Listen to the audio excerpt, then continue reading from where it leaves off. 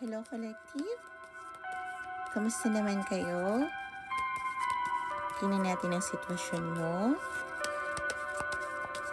para mabigyan kita ng tamang gabay. Tarot Angels, ano po ang sitwasyon ng aking collective sa ngayon? Kung kailan mo makita ang reading na to, ito ay angkop sa panahon mo. Kahit nasabihin natin last year pa to or kinabukasan, next week o ngayon. Basta kung hindi ito ang sitwasyon mo, huwag natin ipilit.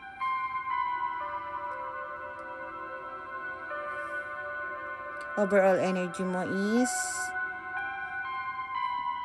naka-divine masculine ka. Either kahit na isa kang babae dahil tayo ay may energy ng masculine and feminine energy.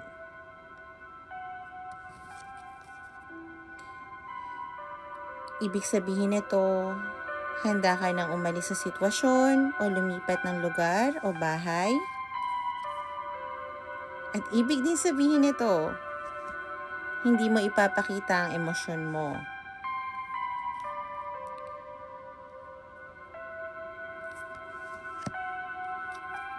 Maaaring hindi mo ipapakita ang emosyon mo sa mga nangyari ng mga nakaraan.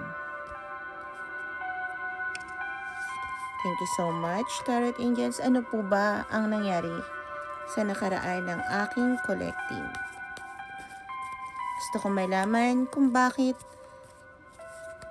hindi niya gusto ipakita ang kanyang emosyon kahit na handa na siyang lumipat o lumayo sa sitwasyon.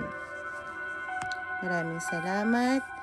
Tarot Angels, bigyan niyo pa ako ng isang baraha.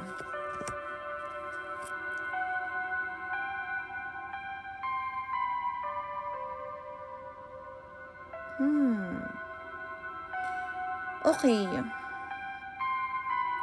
Ayaw mo ipakita ang nararamdaman mo sa isang tao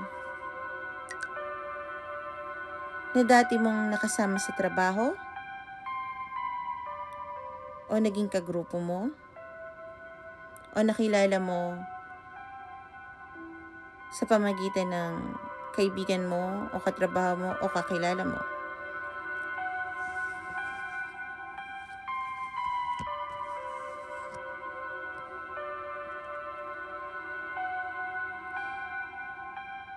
Dahil kinokontrol mo pa ang outcome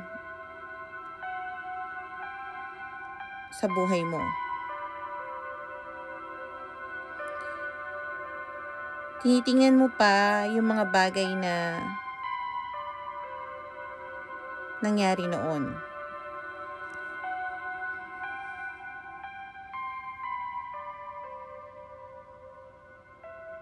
At inaayos mo pa yung financial stability mo at gusto mo magkaroon ng financial security. Hindi mo rin mapakita ang emosyon mo sapagkat ikaw ay nakatrap pa sa isang sitwasyon. Ang tingin ko hanggat hindi ka nakakaalis sa lugar o sa isang sitwasyon, hindi mo pa maipapakita ang emosyon mo sa isang taong nakasama mo. Although itong tao na to na ayaw mo pakitaan ng emosyon, ay alam mong handa kang i-nurture. Dahil sa lahat ng taong nasa paligid, ito na ang napili mong makasama habang buhay. Nagpakita ang Divine Masculine at ang The Empress ay Divine Feminine. Ibig sabihin, ito ang match mo, ang tao na to. Babae man o lalaki, ang enerhiya ng Divine Masculine at Feminine ay nasa atin. Nakikita mo na ito ang taong gusto mong ibigay ang lahat sa kanya. Kaya hindi mo mapakita ang emosyon mo dahil ang tingin mo, hindi pa ito ang tamang panahon.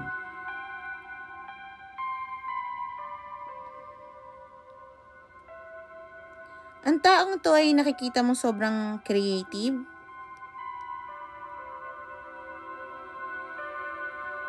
At tingin mo ito yung magbibigay ng harmony sa buhay mo. Pinaplano mo din magkaroon ng pamilya sa kanya. Thank you so much. Tarot Angels, ano naman po ang mensahe ng guides sa aking collective? Tarot Angels, ano po ang mensahe ng guides nila? Bigyan niyo po ako ng 3 card.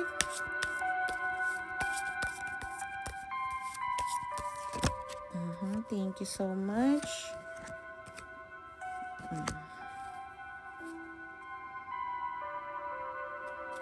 Collective, huwag ka mag-alala kung ano man ang tinatahak mo. Ang healing sa buhay mo ay mangyayari. Trust the process. It's okay na maging mahina ka ngayon o sabihin ang nararamdaman mo. Hindi mo kailangan itago.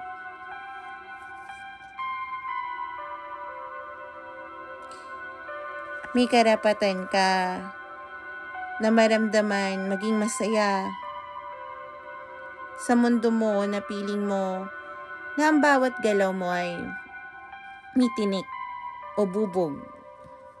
Bawat yapak mo, piling mo kailangan mong tingnan ang mga taong makakasama mo at ang nararamdaman mo at nararamdaman nila. Ito ang time para piliin mo ang sarili mo at matikman ang kaligayahan dito sa mundo. Patawarin mo ang mga taong nakasakit sa'yo at lalong-lalo na ang sarili mo. Be gentle with yourself, sabi nga ng guides mo. Ang tingin ko, hindi mo kailangan dumating sa punto na marami ka ng pera bago mo i-pursue yung nakikita mong tao na gusto mong makasama. Pero tama ka, kailangan mong lumayo muna sa sitwasyon na yan. Magkakaroon kayo ng second chance at huwag kang mag-alala, hindi ito too late. May bagong possibilities na mangyayari sa buhay mo once na umalis ka sa lugar o sitwasyon mo ngayon.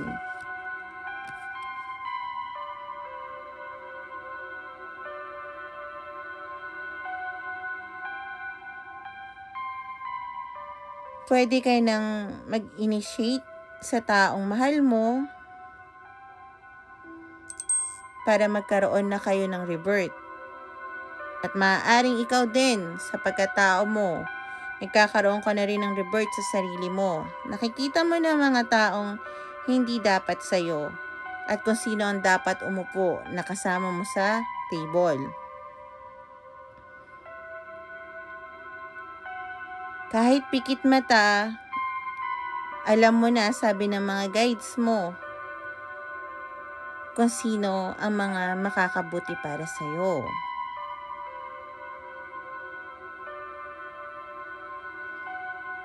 Magtiwala ka lang sa may kapal